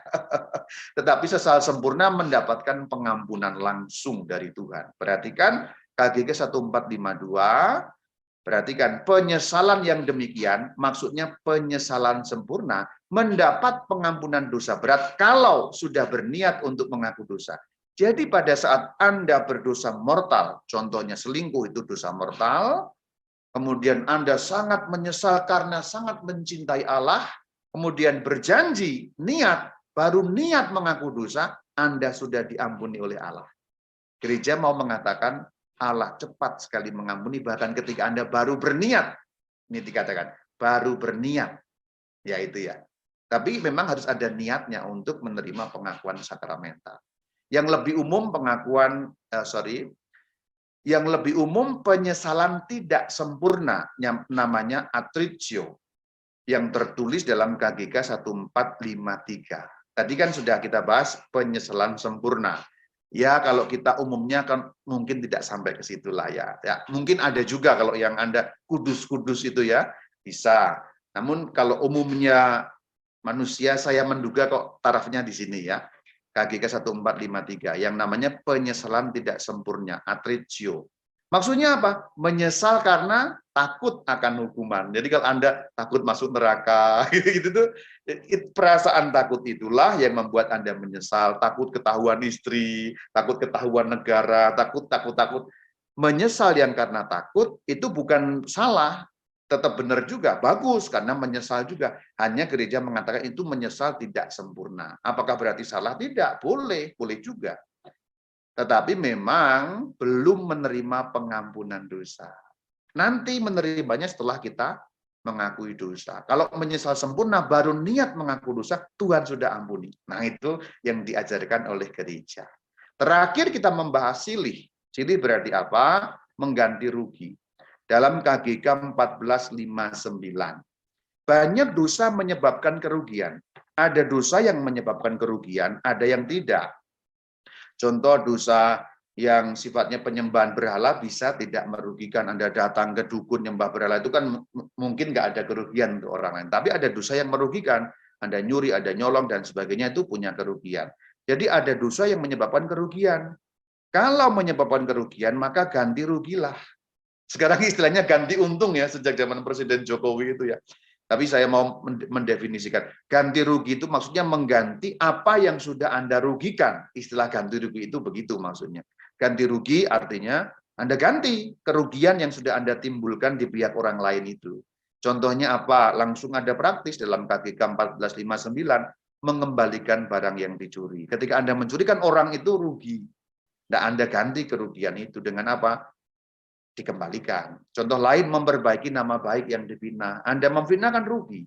Anda memperbaiki fitnaan itu, memberi silih untuk penghinaan, dan beberapa contoh yang lain yang diberikan. Nah, dikatakan dalam kalimat lanjutannya, absolusi menghapus dosa, tetapi tetap ada ketidakadilan yang harus Anda pulihkan. Nah, dalam keadaan itu orang harus membuat silih. Itulah yang namanya penitensi. Penitensi berarti Anda memperbaiki kerugian yang sudah Anda timbulkan. Sebab beberapa dosa membuat kerugian pada pihak lain. Nah, kalau sudah bertobat tapi tidak membuat ganti atas kerugian, bagaimana Romo? Ya berarti ya belum sempurna pertobatannya, karena pertobatan kan sampai pada tindakan tadi. Ingat tadi itu apa? 3 ya, penyesalan di dalam hati. Lalu yang nomor 2 apa? Pengakuan di dalam mulut. Yang nomor 3 apa? Tindakan. Ini pertobatan itu begini. Penyesalan dalam hati, pengakuan dalam mulut, tindakan. Kalau belum sampai tindakan berarti apa? Ya belum bertobat sesungguhnya. Baru langkah menuju bertobat. Ya nggak apa-apa ya, bagus juga kan, namanya butuh proses ya. Itu semua mengenai pertobatan sejati, kiranya dapat membuka cakrawala kita mengenai apa sesungguhnya pertobatan, langkah-langkahnya bagaimana, caranya bagaimana, mendeteksinya bagaimana. Saya sudah uraikan termasuk dalam cara-cara yang praktis tadi itu, semoga dapat membantu kita. Sebagai penutup, saya mau menyampaikan satu ayat Alkitab mengenai pertobatan, yaitu di dalam Lukas 15 ayat ke-20. Ini menggambarkan sikap Allah kalau kita bertobat. Maka bangkitlah ia, ayah yang baik, pergi kepada bapaknya, maka pergilah ia, anak yang hilang, ya saya ulangi, Lukas 15 ayat 20. Maka bangkitlah ia, anak yang pergi dari bapaknya itu, dan pergi kepada bapaknya. Ketika ia masih jauh, ayahnya telah melihatnya, lalu tergeraklah hatinya oleh belas kasihan. Ayahnya itu berlari mendapatkan dia, lalu merangkul dan mencium dia. Bahkan baru melihat dari jauh gerakan putar balik itu, ayahnya sudah lari Belum anak itu ngomong apapun, langsung dirangkul, dicium. Inilah ayah yang baik hati, Allah Bapa yang Maha Rahim, Allah kita sendiri yang tak pernah marah ketika kita kembali. Anda kalau kepada Allah tak pernah diberi tatapan yang menyakitkan atau membuat kita ngeri, tapi tatapan penuh rangkulan, ciuman cinta kasih, pernyataan bahwa ayah kita di surga, ya, ayah kita di surga, papa kita di surga, selalu penuh dengan belas kasih tergerak kalau kita berbalik, metanoia, U-turn kepadanya. Ini cerita dalam Injil Lukas 15 ini menggarisbawahi warta tentang pertobatan dan memberitahu kita sebenarnya karakter Allah itu bagaimana sih dan bagaimana Allah menerima pertobatan. Tak pernah marah. Ayah yang baik hati, Papa yang maha mengerti, mengampuni sebelum diminta. Yang diminta dari kita hanya kembali kepadanya supaya kita hidup lagi. Itulah keindahan warta yang disampaikan oleh Sang Kristus. Maka kalimat pertama Sang Kristus ketika mengajar, bertobatlah. Karena apa? Anda tak pernah ditolak ketika Anda bertobat. Kalau Anda nembak cewek, kadang ditolak. Kalau Anda datang kepada Allah penuh dengan pertobatan, tak pernah Allah menolak. Berapa kali Rama? Tidak ada batasnya. Karena panjang sabarnya Allah kita, tidak ada batasnya. Demikian pembahasan mengenai pertobatan, semoga menambah khasanah berpikir kita dan juga merasa dalam iman Katolik dan juga nanti bertindak di dalam iman Katolik yang benar dan sejati. Demikian, terima kasih atas perhatian Anda semua. Shalom alaikum. Alaikum shalom. Terima kasih Romo. Luar biasa sesi hari ini Romo. Seperti biasa, Romo Bayu menjelaskan dengan bahasa Jepangnya. Jelas dan gampang, berikut dengan ilustrasi yang simpel sehingga kita bisa mencerna dengan lebih baik. Romo, ini ada beberapa pertanyaan. Ada beberapa pertanyaan yang masuk, ada yang dari DM juga. Pertanyaan pertama, apabila suami melakukan dosa mortal perselingkuhan, tetapi dia tidak melakukan sakramen tobat, apakah dosanya diampuni apabila istri sudah mengampuni dan istri sudah menguduskan suaminya? Begitu Romo. Baik, kalau suaminya yang berdosa, kemudian istri mengampuni dan menguduskan, apakah diampuni atau tidak? Untuk suami tidak, karena pertobatan berarti menyangkut orangnya sendiri. Orangnya sendiri mohon ampun kepada Tuhan dan mau kembali kepada Allah yang terwujud dalam 3 tadi itu ya, 3 langkah pertobatan. Penyesalan dalam hati, pengakuan dalam mulut, tindakan yang nyata tadi itu. Jadi sebenarnya untuk suami tidak ada dampak. Tetapi apakah dengan demikian istri tidak ada gunanya berbuat seperti itu? Ada. Guna yang pertama, membuka pintu-pintu rahmat untuk sang istri sendiri, sehingga dia dalam keadaan rahmat. Orang yang dalam keadaan rahmat, tentulah akan membawa doa-doanya akan lebih, bahasa gampangnya manjurlah, bahasa gampangnya gitu. Nomor 2, akan membantu suami untuk lebih terbuka hatinya. Maka doakan supaya hatinya suami terbuka bagi istri yang sudah melakukan seperti itu. Jadi kegunaan apa yang dilakukan oleh istri untuk istri sendiri, sehingga dia juga dosanya diampuni, tapi juga kegunaan bagi sang suami, supaya lebih mudah terbuka pada penyesalan, pengakuan, dan tindakan tadi. Ingat bahwa pertobatan tidak bisa diwakilkan, karena pertobatan itu tindakan pribadi orang per orang. Begitu. Baik, ada pertanyaan lanjutan tapi kelihatannya sudah dijawab Romo. Tadi pertanyaan lanjutan yang tadi, apabila suami tidak merasa sedih atau jijik terhadap dosanya, apakah yang harus dilakukan istri? Jadi itu tadi ya Romo ya, berdoa. Betul, betul. Ya. Berdoa dan mendoakan supaya roh hikmat menaungi, karena hikmat itu berarti bisa melihat perkara dan persoalan. Memang itu yang bisa didoakan seperti itu. Baik, terima kasih. Pertanyaan selanjutnya, ini berkaitan dengan pertobatan pertama di masa pandemi. pertobatan pertama. Jadi gini, seringkali kalau ada orang belum mau dibaptis, apakah orang ini akan bertaut akan dosa-dosanya yang dulu? Apakah dia tidak akan diselamatkan tanpa sakramen baptis dan sakramen tobat? Apa yang mesti dilakukan? Baik, pertanyaannya kalau dirumuskan dengan lebih singkat adalah, apakah orang bisa diselamatkan tanpa menerima sakramen baptis? Bisa. Caranya bagaimana? Ada orang yang namanya baptis rindu. Menurut gereja Katolik, orang yang baptis rindu itu akan menerima rahmat seperti orang yang sudah dibaptis. Nomor 2, baptis darah. Orang-orang yang dibaptis, orang-orang yang belum dibaptis, tapi kemudian karena imannya kepada Sang Kristus dia dibunuh menjadi martir, itu pun menerima rahmat sakramen pertobatan yang pertama, yaitu rahmat pembaptisan. Jadi apakah mungkin orang diselamatkan tanpa pembaptisan? Mungkin, dalam situasi-situasi tertentu. Artinya apa? Sakramen pembaptisan memang cara yang utama untuk Allah menyelamatkan kita, tapi bukan satu-satunya cara. Ini harus diingat baik-baik ya. Cara utama, bahasa gampangnya begini. Kalau Anda dijamin gampang dengan selamat, Anda dibaptis. Pasti, kepastiannya jelas. Tapi kalau nggak mau dibaptis, ya mungkin Anda nanti baptis darah juga bisa. Tapi itu mengandaikan Anda dibunuh karena iman kepada Kristus, bukan karena Anda dibunuh karena Anda bajingan ya, itu enggak ya.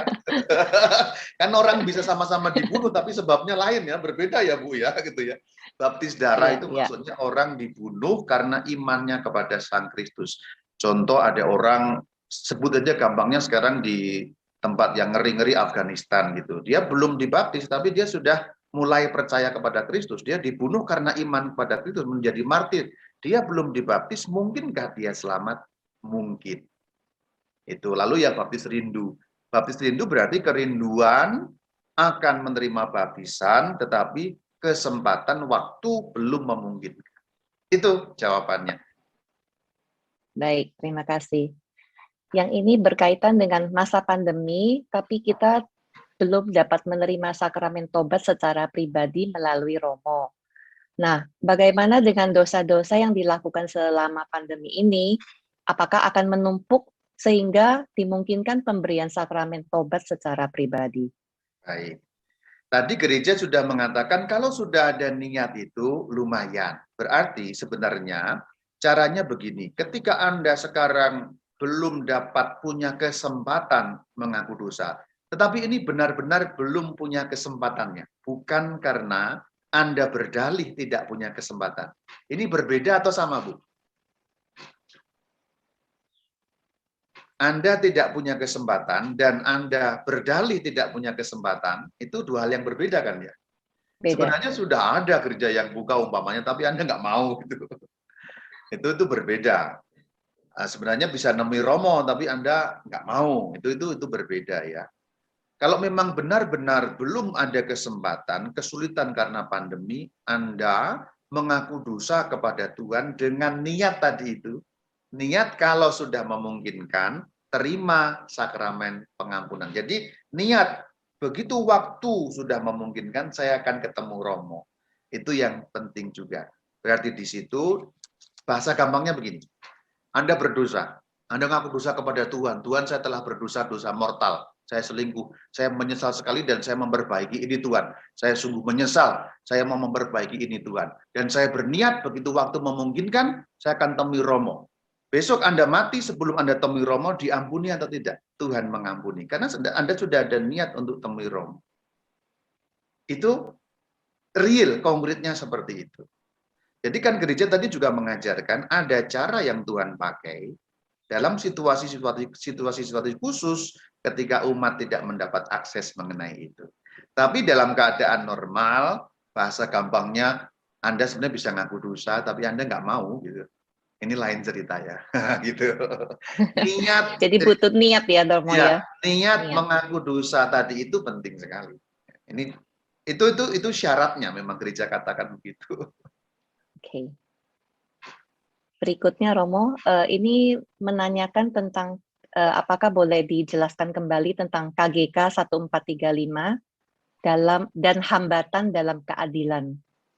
Oh, maksudnya hambatan dalam keadilan itu adalah situasi-situasi yang menghalangi terjadinya keadilan. Anda berbuat tidak adil, itu maksudnya begitu. Anda menghambat terjadinya keadilan, itu kan merugikan orang. Maka Anda pulihkan. Anda bersikap atau bertindak yang membuat situasi tidak adil. Anda diskriminasi contohnya. Itu yang dimaksud dengan kata hambatan terhadap keadilan. Anda berbuat sesuatu yang membuat situasi menjadi tidak adil. Anda perbaiki, itu maksudnya begitu. Tadi yang berkaitan dengan silih tadi kan ya, yang dimaksud ya. Ya. Itu artinya begitu. Saya beri contoh nyata ya apa ya? Ya Anda berbuat tidak adil itu misalnya diskriminasi, Anda diskriminasi ya. Ini karena hal yang tidak ada relevansinya sebenarnya, tapi Anda membuat itu tidak adil di situ. Itu perbuatan, intinya adalah perbuatan Anda yang menyebabkan terjadinya ketidakadilan. Silihnya berarti apa? Perbaikilah keadaan itu. Karena kan Anda yang menyebabkannya. Gitu. Ya. Oke, berikutnya. Romo, setahu saya kikir itu adalah dosa. Kikir. Apakah ada akibat yang ditimbulkan jika orang itu kikir? Ya, kikir akibat yang ditimbulkan lalu menjadi kurang peka kepada sesama ya. Kurang peka kepada sesama menimbulkan apa? Kita kurang punya passion, compassion, belas kasih kepada sesama. Itu nanti ekornya panjang. Kekikiran lalu berarti kelekatan kepada harta, kan begitu. Jadi itu bukan dosa mortal, betul. Memang bukan dosa mortal, tetapi bisa mengantar Anda pada dosa mortal. Jadi kalau ditanya, kikir dosa apa enggak, Romo? Dosa. Mortal apa enggak? Enggak. Tetapi bisa menjadi pintu masuk pada dosa mortal, gitu loh. Itu mengarah ke sana ya, Romo. Kan banyak. Mengarah, jadi membuka pintu-pintu yang lain. Kikir atau pelit itu ya. Nah, berarti ada kelekatan pada apa yang Anda miliki. Itu juga nyambungnya bisa lebih luas lagi. Di dalam kekikiran, saya tidak mengatakan ini berarti berlaku untuk semua orang. Kikir pun kan berbeda-beda. Ada orang yang ngirit tapi sebenarnya kikir, ada orang yang tampak kikir tapi sebenarnya kan hemat, bisa ya. Saya hanya bicara umum, tidak bermaksud menyinggung siapapun. Dalam kekikiran bisa ada orang yang berpendapat, ini kan aku yang bekerja, kenapa aku harus bagi pada orang gitu. Jadi di situ ada kepekaan kepada sesama yang berkurang dalam hal itu, ke arah sana.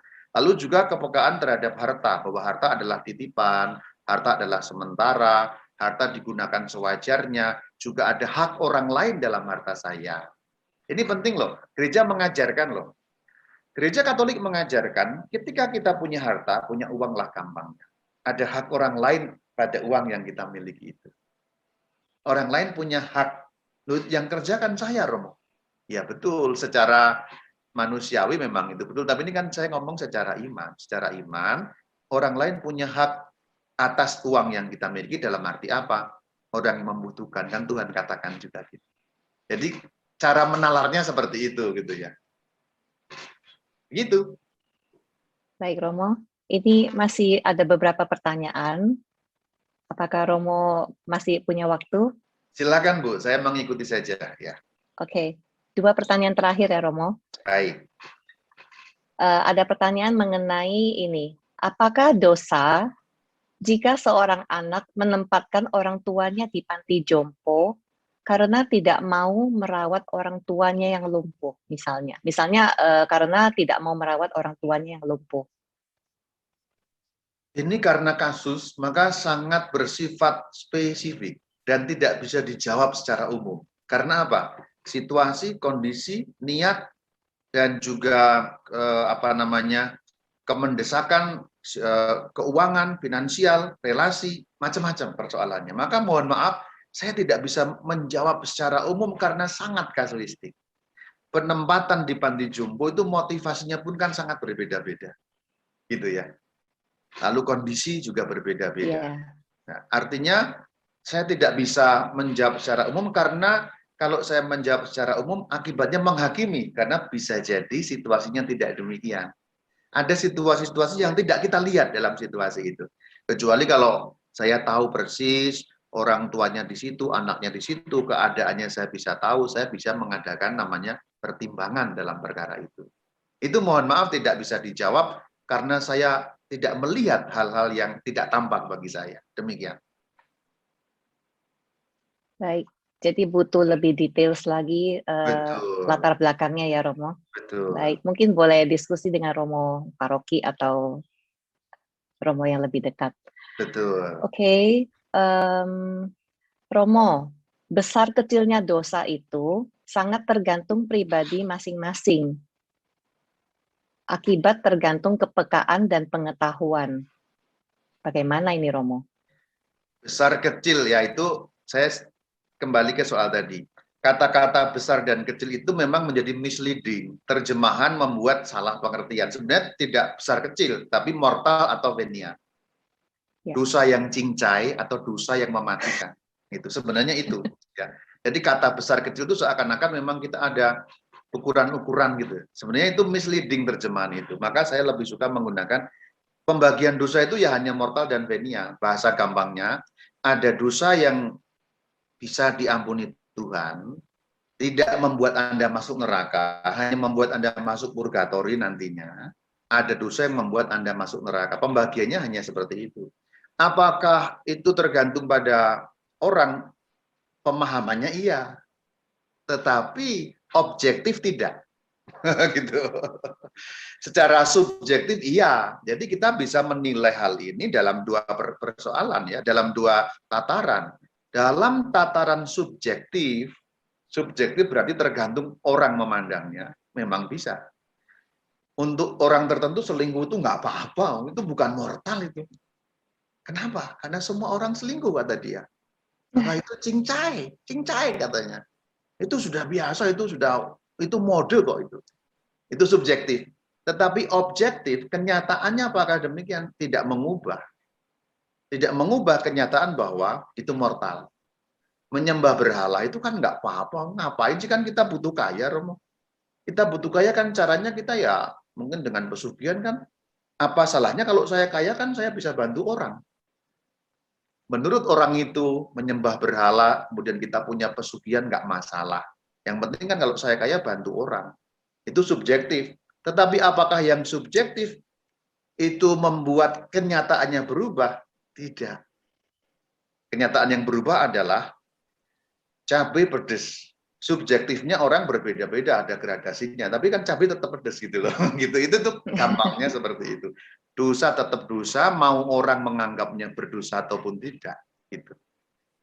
Lalu ukurannya apa? Bukan opini pribadi yang sifatnya subjektif atau pengakuan, atau pendapat atau pemahaman setiap orang, tapi ukurannya apa? Ukurannya adalah pengajaran gereja. Itulah kenapa kita perlu mendengarkan yang namanya bagaimana sih gereja mengajarkan. Apa yang dimaksud mortal, apa yang dimaksud tidak mortal. Nah nanti Anda yang bertanya maupun kita semua yang belum mendalami itu, buka saja klik channel YouTube Katkit. Saya sudah bahas apa sih mortal, apa sih venial. Supaya Anda juga tahu kira-kira dosa apa sih yang membawa saya ke neraka. Apa yang cincai, nah gitu kurang lebihnya. Begitu, terima kasih. Ya, satu terakhir Romo. Apalagi apabila dalam situasi darurat tidak bisa ketemu pastor atau imam, apakah bisa bertobat di depan sesama Katolik? Ini situasi darurat, Romo. Baik. Dalam situasi darurat justru tidak di depan sesama Katolik, tetapi Anda berdoa sendiri kepada Tuhan dengan disertai niat, seandainya saya ada kesempatan, saya segera ambil untuk terima sakramen pengampunan dosa tadi. Jadi bukan kepada sesama, tapi praktisnya begini, Anda pasang di situ gambar Tuhan Yesus, nyalakan lilin, Anda berdoa, seakan-akan ada imam di situ ya. Lalu Anda berdoa, saya telah berdosa, dosanya begini, begini, begini. Anda katakan saja, tapi itu dikatakan kepada Tuhan. Tapi juga ada niat, begitu kesempatan itu datang, saya segera menemui seorang imam. Ini bagian yang penting ya. Begitu kesempatan itu datang, saya segera temui seorang imam tanpa berdalih. Nah itu menjadi bagian penting untuk kita diampuni. Kalau tidak ada itu, ya gereja mengajarkan ya belum tadi itu ya belum ada pengampunan. Begitu. Bagaimana kalau misalnya orang itu dalam situasi sekarat, Romo? Sama. Yang penting kalau sekarat kan ada kemungkinan orang sembuh ya. Jadi niatnya kan begini. Kalau Tuhan mengizinkan, pasti nanti saya akan temui gitu. Kalau keburu mati bagaimana? Ya dia diampuni karena kan dia sudah berniat kan gitu. Gitu Yang loh. penting niat ya, Romo. Betul. Oke. Kalau ini nanti saya sembuh, saya akan temui Romo, saya akan ngaku dosa. Kan ada kemungkinan kalau orang sekarat itu kan kemungkinannya kan dua ya Bu ya. Apa Iya, lebih buruk lalu menjadi mati atau itu ya. Kan sembuh kan bisa juga. Namanya orang iya. sekarat itu kan bisa berbeda-beda. Nah itu pentingnya itu mengadakan Tuhan kalau ini saya sudah mau mati Tuhan gitu. Tapi siapa tahu kan Tuhan berbelas hati kan. Kalau Tuhan saya kasih saya hidup, saya pokoknya begitu saya sehat dan ada waktu saya temui Romo untuk ngaku dosa Tuhan. Ternyata sembuh, temui Romo. Ternyata mati, ya dia diampuni. Nah gitu. Gitu bahasa Jepangnya begitu. Baik. Terima kasih Romo Bayu atas penjelasannya yang super jelas. Kita belajar sesi hari ini dan dari pertanyaan-pertanyaan juga kita belajar banyak. Bapak Ibu yang masih belum sempat bertanya atau mungkin ada pertanyaan yang belum terjawab, seperti tadi yang Romo katakan, silakan kunjungi YouTube channel Romo Bayu, Katkit. Di sana banyak sekali hal-hal yang sudah dibahas oleh Romo dan penjelasannya juga sangat simple dan gampang dicerna. Terima kasih banyak Romo Bayu. Semoga Romo sehat selalu dan semangat melayani. Bapak Ibu, kita dengarkan beberapa pengumuman untuk minggu ini dan minggu depan. Ya, terima kasih Lisa. Shalom Romo Bayu, terima kasih atas pengajaran yang begitu indah dan sangat jelas sekali. Shalom juga Bapak Ibu terkasih. Hari ini Bindoman ada 4 pengumuman. Pengumuman yang pertama, Bapak Ibu mengingat beberapa hari lagi kita akan memasuki bulan Oktober yang kita kenal dengan bulan Rosario. Maka Selasa minggu depan tanggal 5 Oktober seperti biasa pukul 10 pagi Bindoman akan mengadakan acara kembali dengan tema Doa Rosario bersama Romo Gregorius Pasi dari Serikat Maria Montfortan. Sebagai perkenalan, beliau ini menjabat sebagai Rektor Seminari Tinggi SMM Pondok Kebijaksanaan Malang dan dikenal dengan panggilan Romo Goris. Dan beliau pernah mengajar di Universitas Angelikum Roma dan kini menjadi dosen STFT Widya Sasana di Malang, mengajar 4 mata kuliah, yakni Kristologi, Mariologi, Teologi Dialog, dan Seminar Teologi Sistematis. Pengumuman yang kedua, Deverbum akan diadakan kembali hari Kamis ini, tanggal 30 September, seperti biasa pada pukul 10 pagi dengan tema Makabe 1 dan 2 yang akan dibawakan oleh Bapak Dr. Paskalis Edwin Inyoman Paska. Pengumuman yang ketiga, bagi Bapak Ibu yang telah mendapat berkat rohani melalui acara Bindoman hari ini, kiranya berkenan memberikan persembahan kasih melalui rekening BCA 46456756774 atas nama Erni Istiawan atau Setiawati Mulyo. Saya ulangi kembali, BCA 46456756774 atas nama Erni Istiawan Recording in atau progress. Setiawati Mulyo. Dan pengumuman yang terakhir, bagi Bapak Ibu yang baru bergabung, jika ingin mendapatkan pengumuman sekitar kegiatan Bunda Kudus, bisa menghubungi di nomor sekretariat dengan nomor 5530700533. Bisa dilihat di layar Bapak Ibu. Bapak Ibu juga bisa bergabung dalam Telegram Bunda Kudus. Sekian dan terima kasih atas perhatiannya Bapak Ibu. Salam sehat selalu dan Tuhan Yesus memberkati kita semua. Amin. Maaf, Terima saya kasih, tambahkan Sisi. pengumuman untuk hari Sabtu tanggal 3 Oktober, tanggal 2 Oktober, Deverbum akan mengadakan seminar bersama dengan Pater Robi Wawor OFM dengan tema dosa melawan Roh Kudus. Seperti biasa, Sabtu tanggal 2 Oktober jam 10 pagi dengan meeting ID dan passcode seperti yang ada di layar. Terima kasih, Tuhan memberkati. Terima kasih Sisil dan Vera. Terima kasih, Baik, Lisa. kita sudah hampir selesai. Boleh tolong Romo untuk kita doa penutup dan akan dilanjutkan oleh pujian penutup. Marilah kita menundukkan kepala untuk berdoa dan menerima berkat Tuhan. Dalam nama Bapa dan Putra dan Roh Kudus, amin. Tuhan Yesus Kristus yang kami cintai, Engkau mewartakan kepada kami, bertobatlah.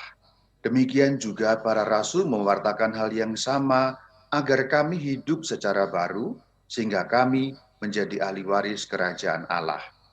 Tuntunlah kami untuk sampai pada pertobatan, dan manakala kami mengalami dosa mortal yang mematikan, beri kami hati yang baru untuk melangkah kepadamu, seperti seorang anak yang datang kepada bapaknya, sebagaimana diceritakan di dalam perumpamaan anak yang hilang. Dan kami tahu Engkau tak pernah akan menolak kami. Inilah kabar gembira bagi kami, Engkau terima kami kapanpun, selalu dalam rengkuhan kasih-Mu. Kiranya berkat Allah menaungi saudara-saudari, berkat kesehatan, perlindungan, berkat ke arah pertobatan hidup yang menjadi setia dalam iman, dalam nama Bapa dan Putra dan Roh Kudus. Amin. Ya, terima kasih Romo, terima kasih Bu Lisa. Maaf tadi ada kecantol sedikit ya di ininya. Nah, Bapak Ibu, setelah kita mendengarkan firman dari Romo, kita mau berkomitmen saat ini, kita mau tetap mengalami pertobatan sejati. Kalau di awal tadi Bu Ervina sudah memberikan Anda pantun, saya juga nggak mau kalah ya, saya juga mau berpantun. Anak gadis bermain kecapi sambil duduk di bawah pohon semanggi. Sudah habis tenaga mencari, Yesuslah alasan pertobatan sejati. Nah, yuk kita mau lebih lagi kita bertobat. Kita mau lebih lagi mengalami kuasa Tuhan karena kita sudah diselamatkan. Dan kita mau membagikan kuasa yang Tuhan sudah berikan kepada kita dimanapun kita berada. Kami sudah terima kuasa-Mu Tuhan. Saat ini tugas kami adalah membagikan kabar sukacita kepada sahabat-sahabat kami, lingkungan di sekitar kami, dan orang-orang yang kami kasihi. Kami yang telah ditebus dengan darah yang kudus, mengangkat pujian bagi-Mu. Kami bait suci-Mu Tuhan. Kami bait kudus-Mu sebagai bukti karya-Mu. Nyatakan Kau besar dan hidup. Mari kita berlari menghampiri Tuhan. Berlari sampai tujuan, mendapatkan mahkota kekal. Kami terima kuasa-Mu Tuhan. Kami terima kemenangan yang Engkau sediakan. Untuk kami bawa di setiap langkah. Dimanapun kami berdiri, kemanapun kami kan pergi, di situ pasti mujizat terjadi. Sekali lagi saya ajak Bapak Ibu, kita sudah menerima kuasa dari Tuhan, kita mau memuji Tuhan sebelum kita menutup acara kita pada siang hari ini. Sama-sama ya semuanya ya. Kami yang telah ditebus dengan darah yang kudus, mengangkat pujian bagimu. Kami bait kudus-Mu Tuhan, kami bait kudus-Mu, sebagai bukti karya-Mu, nyatakan Kau besar dan hidup. Berlari sampai tujuan, mendapatkan mahkota kekal. Kami terima kuasa-Mu Sambil lambaikan tangan Bapak Ibu, kita mau terima kuasa dan kemenangan yang Tuhan sudah sediakan. kami bawa di setiap langkah. Dimanapun kami berdiri, kemanapun kami kan pergi, di situ pasti mujizat-Mu terjadi. Kami terima kuasa-Mu Tuhan, kami terima kuasa-Mu Tuhan, kami terima kemenangan yang Engkau sediakan untuk kami bawa di setiap langkah. Dimanapun kami berdiri, kemanapun kami kan pergi, di situ pasti mujizat-Mu terjadi. Di situ pasti ada mukjizat, di situ pasti mujizat-Mu terjadi. Di situ pasti mujizat-Mu terjadi. Yang sudah terima kuasa dari Tuhan, selamat siang semuanya. Sampai jumpa. Terima kasih Romo Bayu. Tuhan Yesus memberkati Romo, memberkati Bapak Ibu sekalian. Selamat siang, sampai jumpa minggu depan. Terima kasih Rama Bayu. Amin. Terima Thank kasih. you Lucia, Ica. Terima kasih Rama Bayu. Bu Lisa. Pak Bunda Kudus, Bindoma. Amin. Terima kasih Romo Bayu.